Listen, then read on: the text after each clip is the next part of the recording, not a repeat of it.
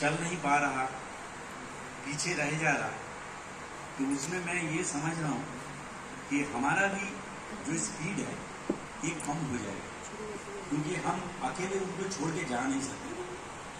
तो जब कोई हमारे ही परिवार के महिलाएं हमारे साथ चल नहीं पाएंगे तो हम उसको छोड़ के आगे नहीं जा सकते। तो उनको आगे लाना मेरा भी रिस्पॉन्सिबिलिटी है। अगर हम उनको आगे नहीं ला पाते हैं तो उनके स्पीड के साथ ताल मिला के हमको चलना पड़ेगा, क्योंकि सभी को साथ एक जगह पहुंचना है। कोई भी परिवार के तो जो महिलाएं होते हैं वो हमारे ही परिवार के होते हैं। हम अगर कोई चीज में मुझे शिक्षा मिल गया और मेरी बहन को नहीं मिला, और दोनों को ही आर्थिक और सामाजिक जो समाज की स्थिति है, जो चैलेंजेस है, दोनों को ही सामना करना पड़ेगा।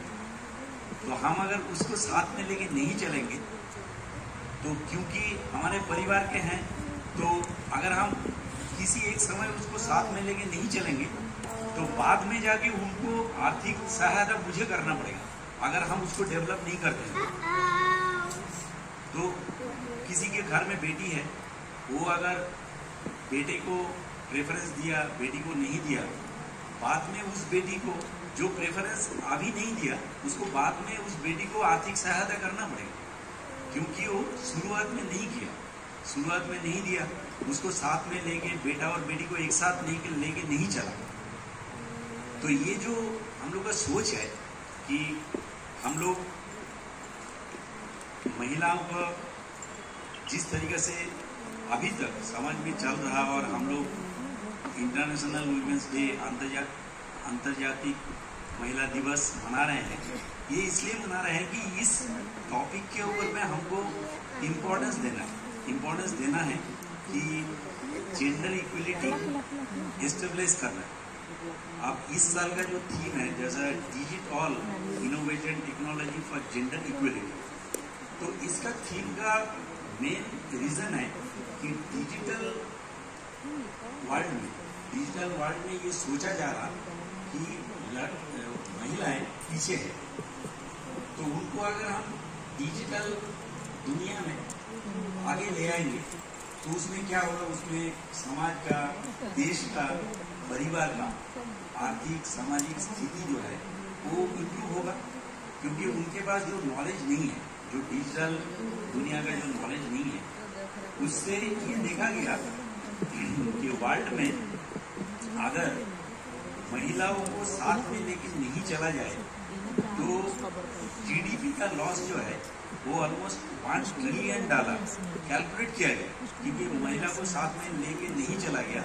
इसलिए उनका अंदर का जो इनोवेटिवनेस है, उनका अंदर का जो भी एक नया क्रिएटिविटी है वो हम लोग यूज नहीं किया।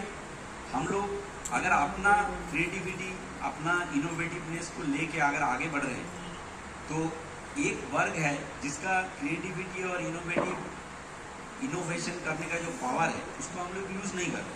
तो वो देखा गया है मेजर करके कि उसमें दुनिया का $1 ट्रिलियन लॉस हुआ है, और ऐसे अगर चलते रहेगा तो ये भी प्रोजेक्टेड कैलकुलेशन है कि ये $1.5 ट्रिलियन में पहुंचेगा। तो ये इकोनॉमिक लॉस भी है, अगर क्योंकि उनके पास भी काम करने का क्षमता है, उनके पास भी ब्रेन है, दिमाग है, वो भी कुछ सोच सकती हैं, वो भी दुनिया को आगे ले जाने के लिए जो भी करना है वो कर सकती है। अगर हम उसको यूज नहीं करेंगे, उस पावर को, पोटेंशियल को हम यूज नहीं करेंगे, तो ऐसा होगा कि एक पोटेंशियल को हम अंडर यूटिलाइज रखते हैं। अंडर यूटिलाइज बोलिए कि यूज नहीं करने वाली बात बोलिए, उसको हम बिल्कुल यूज नहीं करते। और इस चीज का हम लोगों में एक अवेयरनेस होना चाहिए कि जो ग्रुप को हम यूज नहीं कर रहे हैं वो ग्रुप को भी अगर हम यूज कर सकते हैं तब हमारे देश में, हमारे सोसाइटी में एक प्रोग्रेस होगा, जिस प्रोग्रेस को हम लोग डबल कर सकते हैं, ट्रिपल कर सकते हैं। तो इस तरीके से एक फाइनेंशियल लॉस को हम अवॉइड कर सकते हैं जो अभी हो रहा है। तो इसीलिए डिजिटल दुनिया में महिलाओं को सामने आना, उसका शिक्षा का व्यवस्था करना और उनको सपोर्ट करना, ये बहुत ही इम्पोर्टेंट है। और ये चीज जब तक हम लोग नहीं समझेंगे, हम लोग हिडन लॉस जो है हमारा, ये हिडन लॉस हो गया है। एक तो वो है, दूसरा जैसे मैं पहले बताया कि ये कोई दूसरा दुनिया के आदमी नहीं है कि जिसको छोड़ के हम आगे चलेंगे तो कोई फर्क नहीं पड़ता। ये जैसा तुमने श्री जेना ने बताया कि उनके फैमिली का, जैसा हम लोग जो भी फैमिली में जब बचपन में थे तो हमारे टेक केयर हमारे माता पिता की, माता घर में रहती थी, माँ घर में रहती थी तो ज्यादा टेक केयर वही करती थी। तो उससे जो शिक्षा मिला, जो भी हम लोग को प्रोटेक्शन मिला, शुरुआत में वही से मिला। तो लेकिन उस जो प्रोटेक्शन मिला, जो शिक्षा मिला, उसको हम लोग रियलाइज नहीं करते। हम ये नहीं सोचते हैं कि क्या उसका वैल्यू क्या है। हम सोचते हैं कि वो टेकन फॉर ग्रांटेड, मतलब वो तो मिलना ही है, जन्म दिया है तो वो तो टेक केयर करेंगे, बट उसका वैल्यूएशन हम लोग कभी नहीं करते हैं कि ये कितना मूल्यवान है। जिस समय पिताजी अगर ड्यूटी में जाते थे तो माँ घर में रहती थी, तो माँ के पास सारे शिक्षा और प्रोटेक्शन वहीं से मिला, जो भी केयर किए वही किए हैं। लेकिन उस चीज को हम लोग कभी वैल्यू नहीं देते, ये सोच के कि वो तो हमको मिलना ही था, तो उसका ऐसा कुछ ये नहीं करते इवैल्यूएशन। तो इस तरीके से कुछ कंट्रीब्यूशन जो सोसाइटी में लेडीज लोग का है, उस कंट्रीब्यूशन को हम लोग इवैल्यूएट नहीं किए हैं।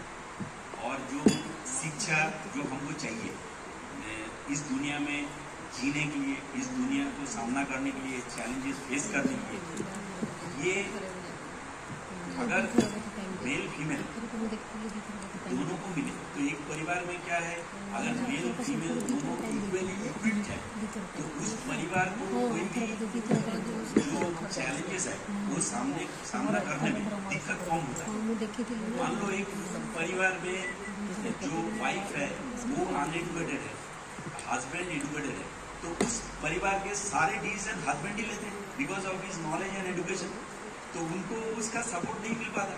लेकिन जिस परिवार में दोनों हस्बैंड और वाइफ दोनों एजुकेटेड है, दोनों नॉलेजेबल है, उस समय दोनों मिलकर एक डिसीजन ले सकते हैं, तो वो डिसीजन बेटर क्वालिटी का होगा, बेटर सस्टेनेबल होगा और हो सकता है कि वो ज़्यादा फ्रूटफुल होगा, हो सकता है।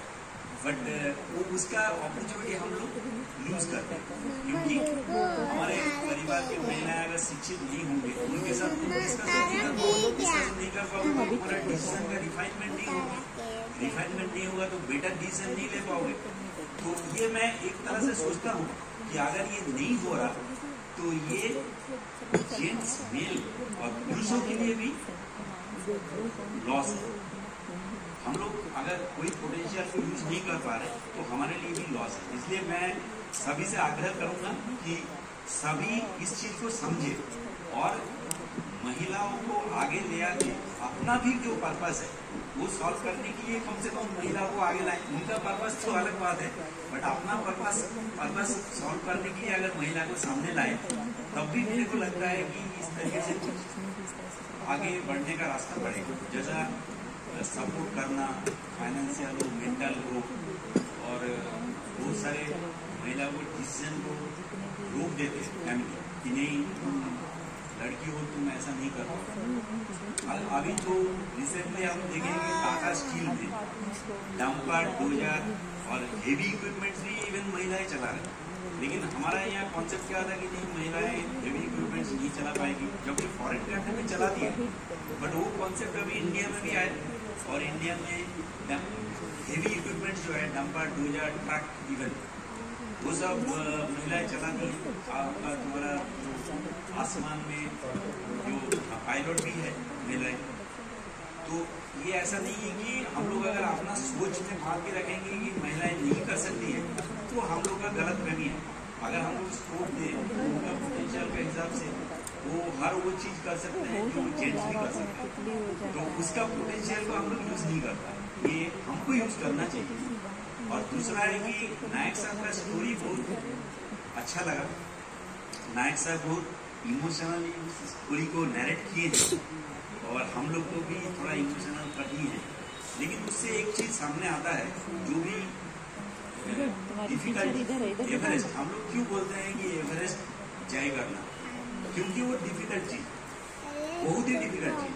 और एवरेस्ट तय करने के लिए एक आदमी को करेज चाहिए, दर्द को जीतना पड़ेगा, ये चाहिए, स्टैमिना चाहिए, इंटेलिजेंस चाहिए, कॉन्फिडेंस चाहिए, बहुत सारे ह्यूमन क्वालिटीज चाहिए।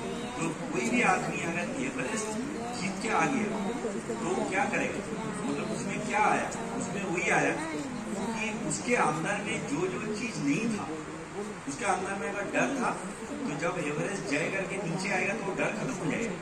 उसके अंदर में अगर कॉन्फिडेंस नहीं था तो एवरेस्ट जय करके आने के बाद जब नीचे आएगा तो कॉन्फिडेंस डेवलप हो जाएगा। तो इसका मतलब ये होता है कि तुम कुछ भी डिफिकल्ट करो, डिफिकल्ट काम, तो इसका मतलब है कि उस डिफिकल्ट काम से हम अपना जो वीकनेसेस है, मेरा जो अंदर का वीकनेसेस है, उसको हम ओवरकम करते हैं। और वो ओवरकम करने से हम और भी डिफिकल्ट, उससे भी ज्यादा डिफिकल्ट काम करने का मेरा अंदर में मेंटल स्ट्रेंथ आता है, कॉन्फिडेंस आता है, हर चीज, हर वो चीज चाहिए जो उससे भी ज्यादा डिफिकल्ट काम करने के लिए मुझ में बन जाता है। तो इसलिए जो भी डिफिकल्ट काम है वो आदमी को खुद से इंटरेस्ट लेके करना चाहिए। करने से उसका ऑटोमेटिक सेल्फ डेवलपमेंट होगा और वो आदमी नेक्स्ट उससे भी ज्यादा डिफिकल्ट काम कर पाएगा। और वही एक रास्ता है। जैसा जिंदगी में बहुत लोग बोलते हैं कि ये मेरे से नहीं होगा, कोई बोलते हैं कि नहीं इतना डिफिकल्ट काम नहीं करना है, अच्छा है इससे भाग जाओ। तो अल्टीमेटली क्या है, जो डिफिकल्ट काम नहीं करेगा ये उसी का लॉस है। क्योंकि जिंदगी में अगर आप कुछ हासिल करना चाहते हैं, कहीं पर पहुंचना चाहते हैं, तो आपको डिफिकल्ट काम करके ही वहां पहुंचना है, आसान काम करके वहां पहुंच नहीं सकते। तो जो उस चीज को अवॉइड करेगा वो कभी उस जगह पे पहुंच नहीं पाएगा जहाँ डिफिकल्ट काम का करने के लिए डिसीजन लिया जाता है। डिफिकल्ट काम करने के लिए जो करेज चाहिए वो लाना पड़ता है, ये तो डेवलप करना पड़ता है। इसलिए मैं महिलाओं से भी बोलूंगा कि आप लोग भी डिफिकल्ट काम करने का हिम्मत जुगाड़ करके कर दीजिए, और एक बार कर देंगे तो और ज्यादा डिफिकल्ट काम करने का हिम्मत बन जाएगा। इसी बात पे मैं अपना वक्तव्य यहाँ समाप्त करना। धन्यवाद।